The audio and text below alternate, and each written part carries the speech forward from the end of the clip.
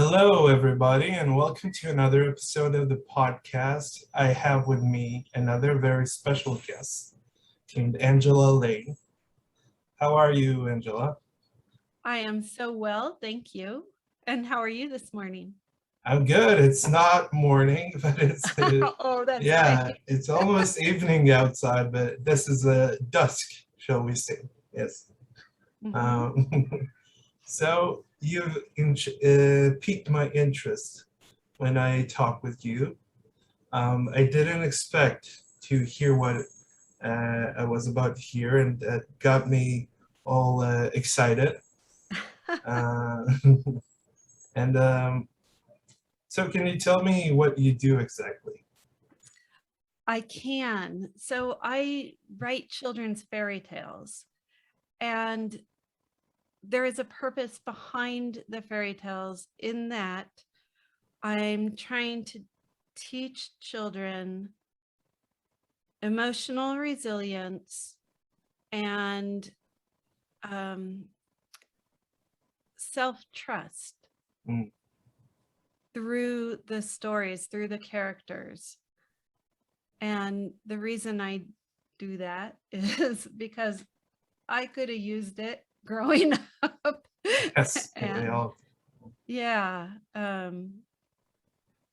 you know, in the short history of me, I had an alcoholic father who was extremely abusive, and I ended up repressing a lot of what happened. And everything I'm going to mention is something that my sisters reminded me of. Um, he he did sexually and physically abuse us. Yes. He was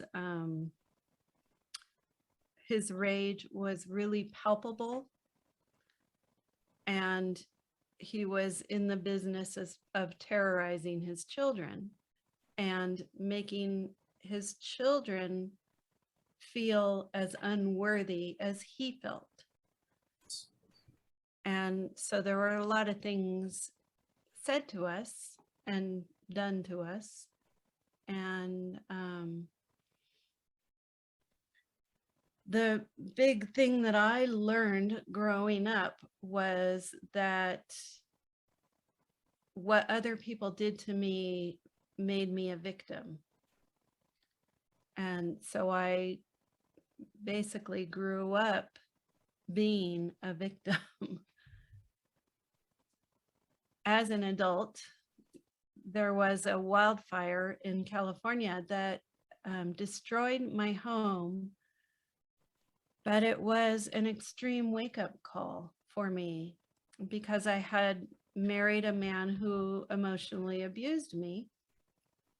I was his victim, so I continued the victim um, identity from my childhood. And when the fire happened, I was basically called to look at my life and question, is this the life I want to live? Is this how I want to relate to the world?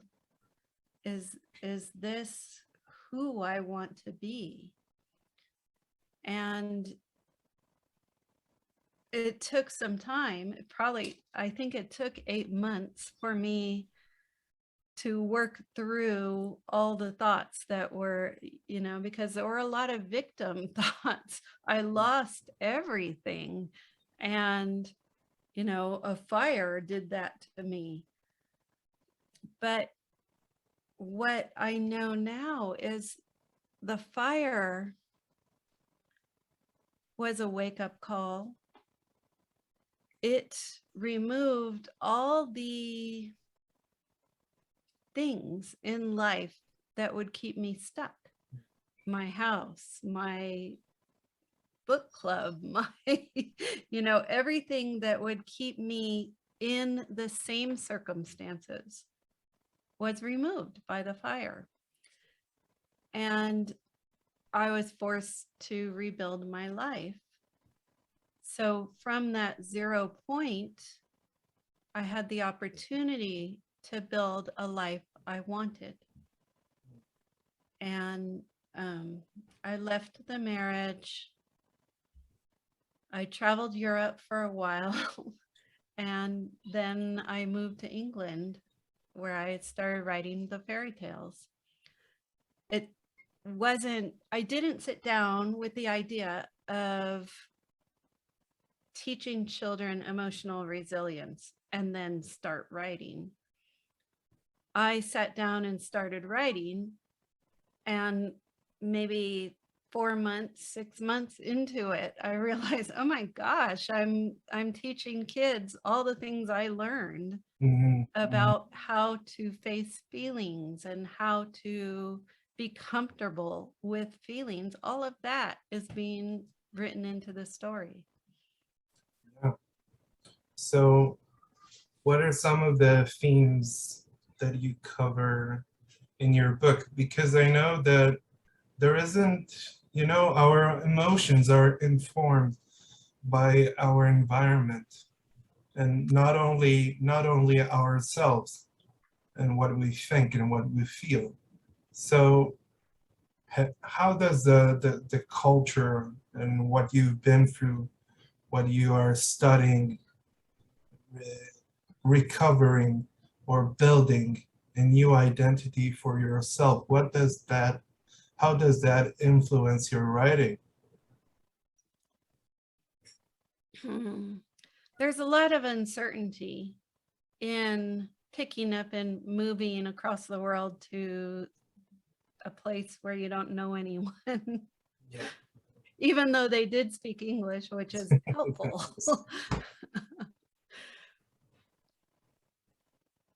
I had to get comfortable with uncertainty. And even today, I'm not terribly comfortable with it, but I had to be comfortable to allow this uncertainty into my life. So I've taken that first step into comfort, which is to allow it. Embracing uncertainty, I'm not quite there yet, but I'm hoping to get there. Yeah. And so in terms of societal, I've been in many different areas of the world, and what I learned is that different societies teach different things, but the hearts of the people are more or less the same. So a father in Bali, what his heart is about is that his children have opportunity, that his children love themselves, love their gods, that they live a good life. That same wish is the same in Israel, is the same in Palestine, is the same in America, is the same in Europe. We all want the best for our kids. We may have different ideas of who God is or what a good life means, but our hearts all around the world are the same. Yes, that is a very deep understanding you have, and to be able to accept uncertainty and say it doesn't matter. Uncertainty doesn't matter. It doesn't influence who I am as a person. But you know, there are so many kind of walls that we build around us that try to define us, that we say, okay, I don't want to deal with that person, so I'm going to use that layer of myself and present it to him or her or whoever. um, but but I think we need to shake our understanding. And you mentioned something. This is the part that intrigued me, really. Not that your life story isn't an inspiration. I think it is, because it's also a metaphor and a reality for you and for a lot of people.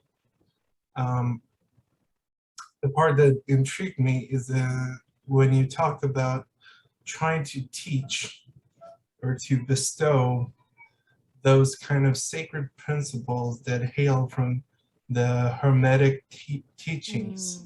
But I don't know if the science or the authenticity of those kinds of writings have been ever, you know, authenticated, or I don't know, or it doesn't matter to me. I think, what do you think of those concepts, and why do you choose those concepts to write essentially through fairy tales? So there are two of the Hermetic principles that really are touched on in my fairy tales. One is polarity, Mm. and the other is that everything starts with a thought. And when you think about scientific postulation, an experiment doesn't start without a thought. Someone Yes. thinks, Yes. what happens when you do this? And so the experiment starts with a thought. I know that we are made up of molecules and atoms. Our thoughts are energy. Okay. The things around us are energy. When we, how do I explain this? When we think a thought, that thought is energetically moved out Spread, into the yeah. world. And Yeah. people can relate to this. Have you ever walked into a room where someone is extremely angry and they don't even say anything? You can just feel that energy of their anger. So our thoughts, our feelings, our energy. And when we focus on something, that something is now part of our reality. So if we think about COVID-19, if we focus on the fear of catching COVID, that means now that that fear is part of the energy that we project into the world, and it attracts things to us that match that energy. So our thoughts and our feelings, oh, I'm sorry, I didn't put my phone on mute. It's okay. Sorry. Great entertainment. Yeah. Thank you Great for your entertainment value. Yeah. Goodness. So the thoughts and feelings that we project into the world attract back to us the energy that matches that thought or energy. And thus, if we walk around with a fear of getting sick from COVID, we attract the energy of getting sick from COVID. And so my sister has a lot of fear about COVID, and I told her, stop watching the news and Yes. start It focusing. doesn't matter if it's COVID or not. Just stop watching the news. Yeah. That's it. Yes. Period. And focus on where you feel good. And you'll attract more of that into your life. Yeah. Yeah. And there's yeah, sorry. Oh, no, I just want to make clear that there's a difference between denying a feeling and focusing on good. Because if you're in denial, if you focus on good to deny a feeling, then you are basically short-circuiting the energy of the feeling, and you need to go ahead and feel your feelings. But when you can, after you allow the feeling, then you can switch it into something that you're focusing on the good, that then means that you haven't short-circuited that energy. Yeah.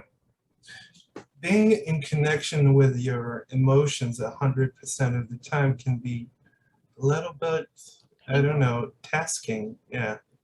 It's a, Yeah. yeah, it's a fatigue. Yeah, starts to muddle your thinking, shall we say.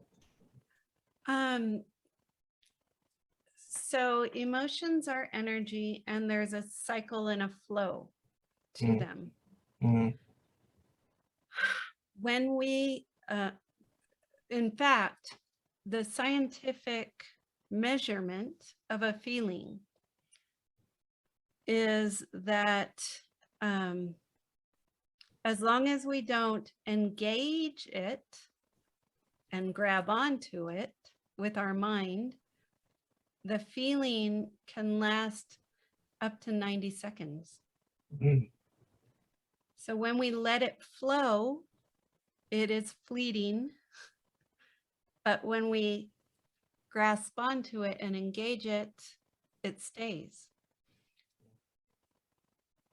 It's very interesting what you said, that an emotion can last for 90 minutes. 90 seconds. Seconds. Yeah.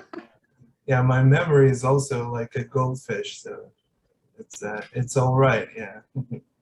I think of it as a frog leaping from lily pad to lily pad. Yes. And so as long as we allow the motion of it, then it doesn't stick with us. And it's only when we become resistant or hold on to it that it stays with us. That is charming, the analogy of the frogs leaping on lily pads to equate to emotions. Yeah, it's wonderful. Yeah. When thinking about the feelings and the emotions and trying to find your true selves, have you ever, I'm sure maybe you've meditated, I'm sure. Oh yes, I do. Yes. Yes. I don't, but I'm seriously considering it for a while now, and I can't seem to bring myself to actually meditate and to. You know, there's a lot of people who teach meditation. And one of the things that I always had a really hard time with is the idea of clearing your mind. And For Yes. some reason, that seems to be one of the main teachings of meditation. You have to clear your mind. Our minds are very active. Yes. And when we can let go of the idea that we have to clear our minds, but just like with a feeling, allow those thoughts like a frog on lily pad, just allow them to move through without grasping onto it. So when I first started meditation, a thought would appear and I would be like, oh God, I got to schedule that on my calendar. I forgot to do that. And I would grasp the thought and hold on to it. But I'm getting now to the point where I can let that thought, oh, you didn't schedule that on your calendar. Okay. Bye-bye. Bye-bye. Yeah, bye-bye. See you later, frog. Yeah. It's not a prince, that's for sure. Yeah. Yeah, It and won't turn into a prince. it's almost a point of, can you give yourself grace? The grace of, I just have to check the time because I have another podcast right after this one. Yeah. Thank Can you give yourself grace? The grace of allowing your mind to have thoughts without engaging in them. The grace of allowing yourself to relax into your breath. And when you can do that, you're meditating.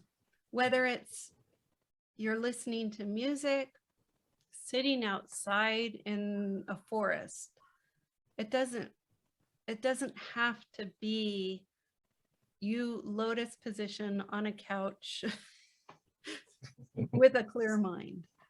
Meditation is many things. Yeah. Yeah, I'm not doing, I don't know, what I forgot some of the names, but I knew the names of kind of the positions. I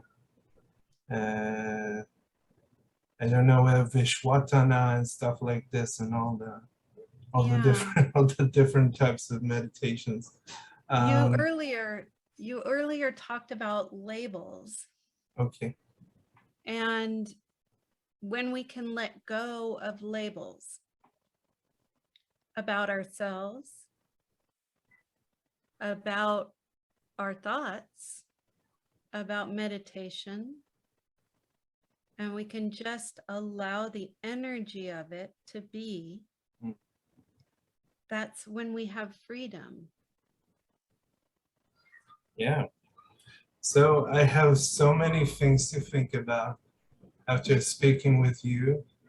I'm sorry I stumbled with my words. I had some kind of a brain fart. You did beautifully. Yeah. I think this was a wonderful conversation, and I hope you found it to be so. Yeah. I have a lot of things to figure out about myself, regardless of this conversation, but it's beautiful. It's so clear. I can see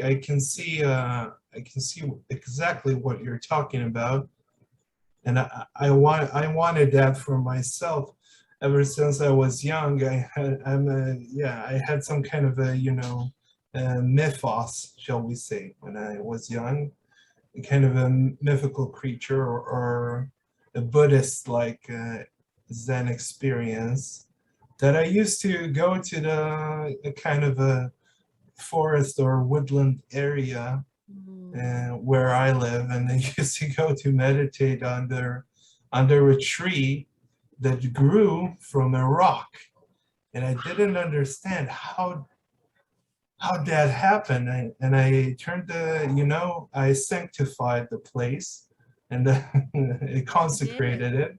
Yeah. And I started kind of sitting around.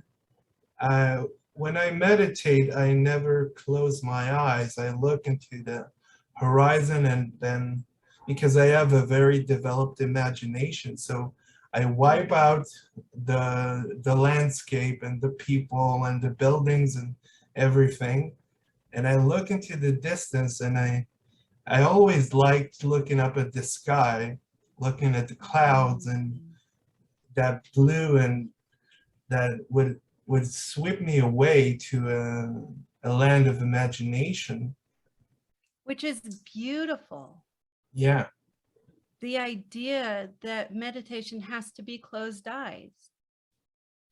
Or, you know, when you described what you do, it reminded me of a part of the meditation I do where looking beyond the edges.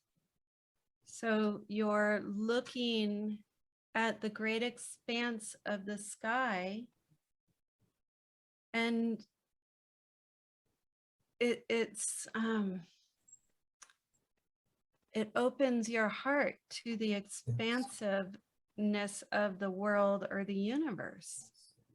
I used to have these kinds of weird, I don't know, happenings where I would look at the sky, and you know, I would be inside my house and I would look outside, and then there was no walls, there were no windows. It was just clear sky. And it was so weird because it was so vivid in my vision, and I saw it with my own eyes, and I can't believe that something like this happened. Yeah.